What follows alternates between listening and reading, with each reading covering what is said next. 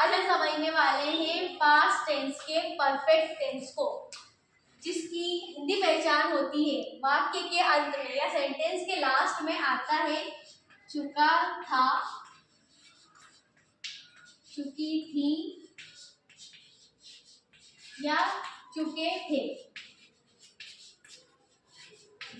ये हिंदी पहचान है। चुका मतलब कि कोई भी काम परफेक्टली हो चुका है, और था थी थे जो है पास्ट की पहचान है। अब इसका इंग्लिश स्ट्रक्चर क्या होगा? काम करने वाला यानी सबसे पहले आएगा सब्जेक्ट, ये पॉजिटिव का।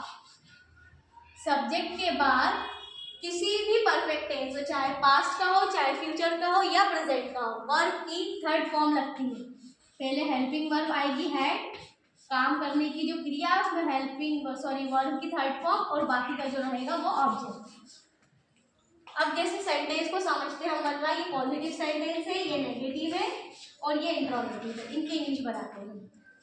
हिंदी में लिखा हुआ है मैं अपना काम कर चुकी थी। पहले हमको सेंटेंस देखना है, उसकी पहचान। स्टार्टिंग में क्या लिखा है इससे हमें मतलब नहीं है, लास्ट में क्या लिखा है इससे समझ में आता है टेंस कौन सा है। अब हमने देखा था थी थे लिखा, हमने समझ लिया काम हो चुका है। तो काम जो है हो चुका है मीन्स पास्ट का है। अब इससे क्या समझ में आया? पास्ट में किया गया था। चुका चुकी से समझ में आया कि पास्ट के परफेक्ट टेंस में किया गया था, मीन्स काम जो है पूरी तरह से हो चुका है। अब मैं की इंग्लिश है, सब्जेक्ट है मैं मीन्स आई, हेल्पिंग वर्ब एक ही है, प्लूरल और सिंगुलर और प्लूरल से मतलब नहीं, दोनों में ही हेड लगेगा। I had.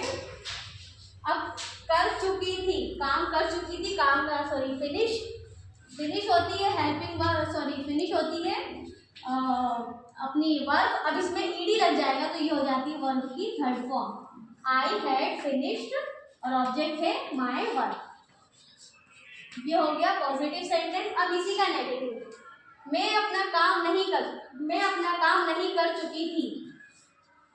अब इसमें कुछ नहीं करना, सिर्फ हेल्पिंग वर्ब के बाद नॉट लगाना है, सेंटेंस वैसा के वैसा ही रहेगा। आई हैड नॉट, फिर ऐसा कैसे उतारना है, फिनिश्ड माय वर्क। यहाँ तक क्लियर है? अब इसके बाद इंट्रोगेटिव मतलब इसमें सब्जेक्ट से क्वेश्चन करना, प्रश्नवाचक वाक्य। क्या तुम अपना काम कर चुके थे? अब इसमें क्या की हेल्पिंग वर्ब, क्या का क्वेश्चन वर्ड इसमें आएगा हैड। ऐसा नहीं कि आपने व्हाट लिख दिया, यहाँ पे व्हाट नहीं आएगा क्योंकि यहाँ पे काम जो है किससे किया जा रहा है, सब्जेक्ट से। Yes ma'am. आई हैड, अब क्या लिखेंगे, हेड, और काम करने वाला है तो यानी यू। सबसे पहले लिखेगा हेड हो गया क्वेश्चन वर्ड, काम करने वाला यू, हैड यू।